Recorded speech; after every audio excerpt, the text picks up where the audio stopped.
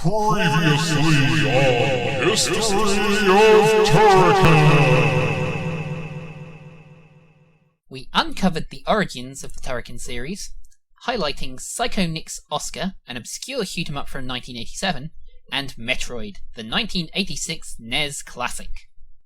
I'm Funky Monkey. Welcome to History of Turrican.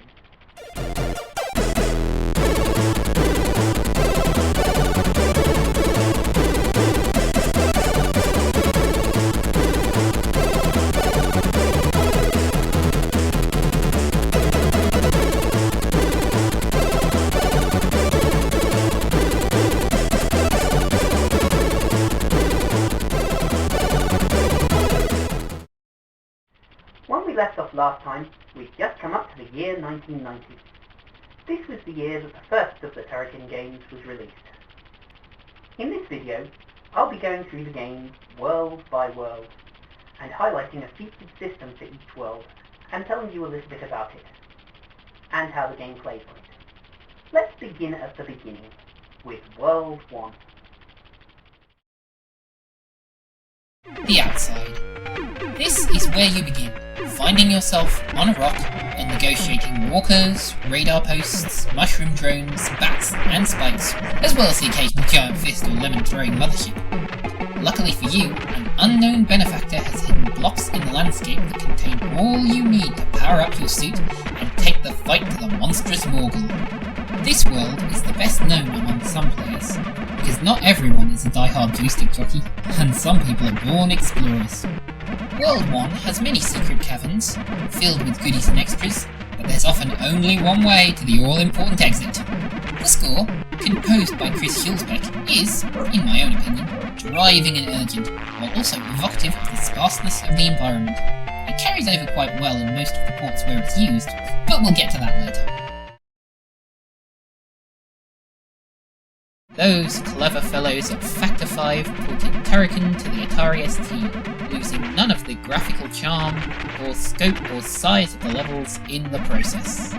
What did change, however, was the music.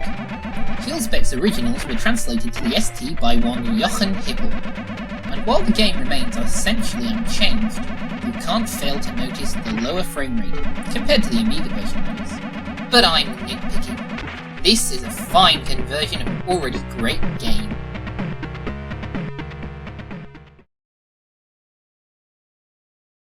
Inside the sewer tunnels of Morgul's complex, you can expect to face gun emplacements, compactor teeth, spiky balls, and flying wall blocks. Lucky for you then, that the blocks get bigger, and might even contain an extra life or two, if you're lucky. Then again, you will have to do battle with a giant fish and a very nasty looking trash compactor before this world is behind you. There's more of a feeling of claustrophobia in these levels, and the secret areas and hidden things are fewer and further between, though in their place are a mountain of diamonds.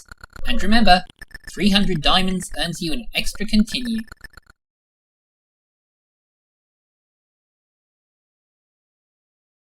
Ported to the Spectrum by Probe Design, this version of Turrican is both a good and bad thing.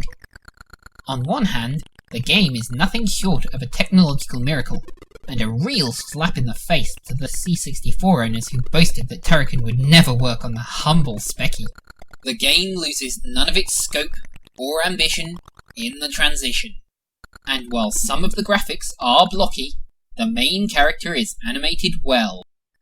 On the other hand, some of the graphics are blocky, and the game is nowhere near as smooth as on the C64, and slowdown does occasionally come into play.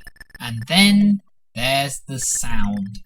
Of course, nobody expected the game to have a full soundtrack, but none of Hulsbeck's score makes the leap to the humble Specky, and the sound effects themselves are hardly indicative, being, as they are, weedy little beeps and boops for the most part, or even left devoid of a main title theme. And yet, for all its faults, there is something genuinely compelling about this conversion. And now we come to the underground lair of Morgul's minions. Bookended by two novel vertical scrolling shooter levels, Level 3-2 is a gigantic maze, populated with spiders, gun emplacements, beta blocks, ceiling sentry guns, cross-firing missiles, and projectile hurling, or vomiting in some versions, monsters that can only be described as walking compost heaps. Luckily, there's plenty of blocks around, and maybe even a few extra lives. But before that, it's a long way up, and there are plenty of obstacles to crush you if you're not careful. Hope is at hand though, as the sliders on the rails give out power-ups, and have been known to drop extra lives. And I do mean drop, you've got to be pretty quick to catch them. And, after the confusion of 3-2, there's a long drop ahead of you. Fortunately, your jetpack kicks in to guide you gently to the bottom of the shaft, but not before you face down killer flying stars.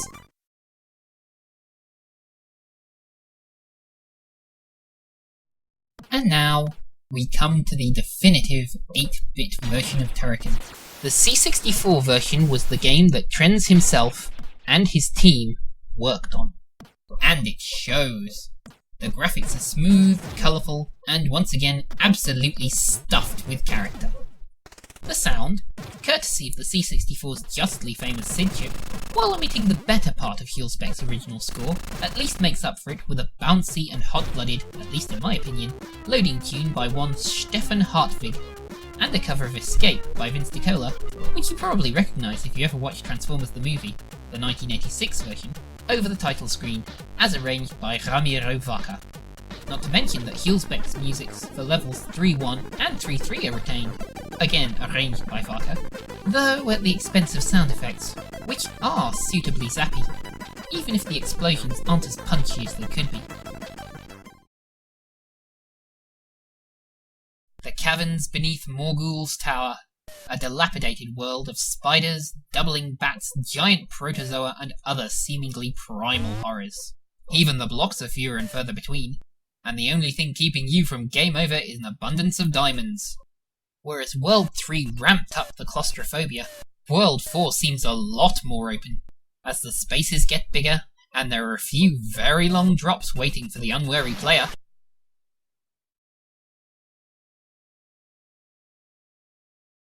Another Probe design port. This version is less impressive, even though the graphics are more colourful than the Speccies, and the sound beats the Spectrum's beeps and boops with crashier explosions and punchier weapon sounds. So why is it less impressive? Because it's still nowhere near as smooth as the C64 version, and it lacks music entirely. That's not to say it's a bad game though, far from it. In fact, for what it is, it's a fine conversion, losing none of the scope or level design.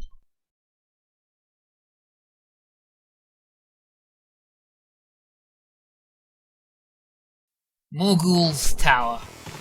This is it, folks. You've slogged and run and jumped and shot your way through slime, horror, and weird architecture to reach the Archfiend's Tower. But if you think it's all downhill from here, you're sadly mistaken, because the final 2 levels of the game feature gun emplacements, compost heap monsters, mushroom drones, a blind maze, and a lot of jumping. Luckily, there's plenty of blocks if you know where to find them, and if you're tough enough, Morgul's gonna taste your laser. This is the last world of the game, and you get some overtones of the first world with the return of the blue sky, and the thrusters that keep some of the platforms afloat. Also, we get the welcome return of Hulspec's superlative score, noticeably absent during World 4, and the level design of 5-2 is very clever, and courageous to do in an otherwise action-oriented game.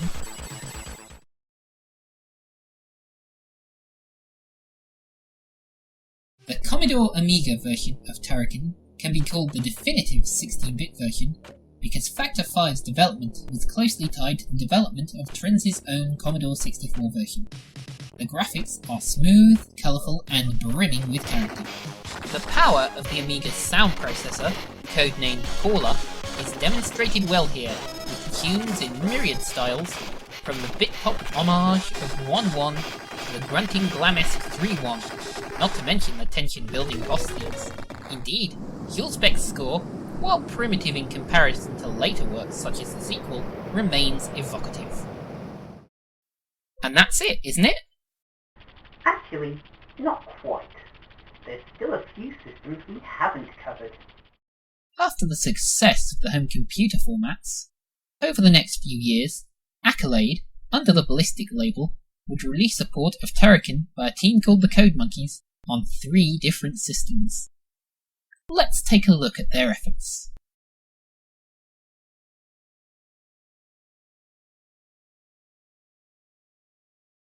While the PC Engine port is a smooth, colourful experience, it isn't without its imperfections.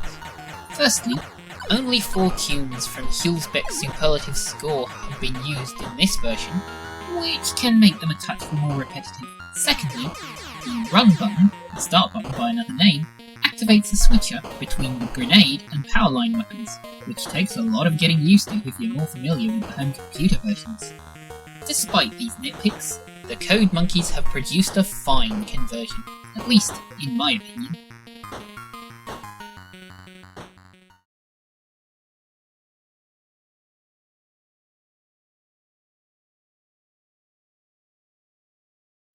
It was never going to be as colourful as any other version on a monochrome all-grey screen, and there's no denying that the main sprite does lack detail. However, despite also having the start button switcher, and again, only using a single tune from each world, this version manages to shine out the better for cramming the sheer scope of this game into a pocket-sized cartridge.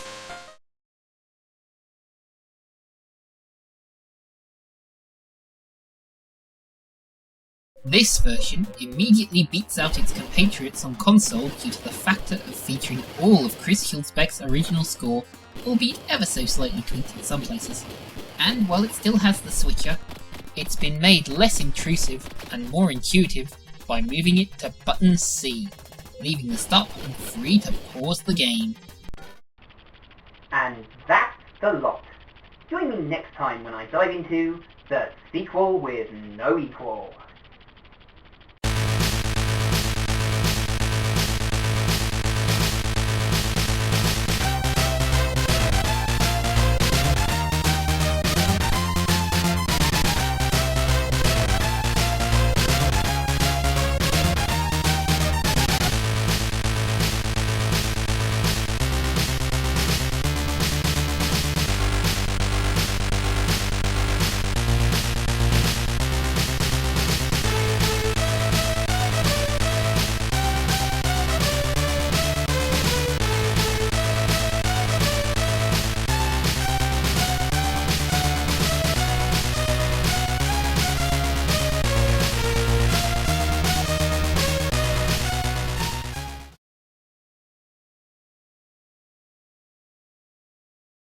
On the next History of Turrican. The story continues with Turrican 2, sometimes subtitled The Final Fight, released on Commodore 64, Sinclair ZX Spectrum, Amstrad CPC, Commodore Amiga, Atari ST, and IBM compatible PC. All this and fleecy jumpers too. See you there.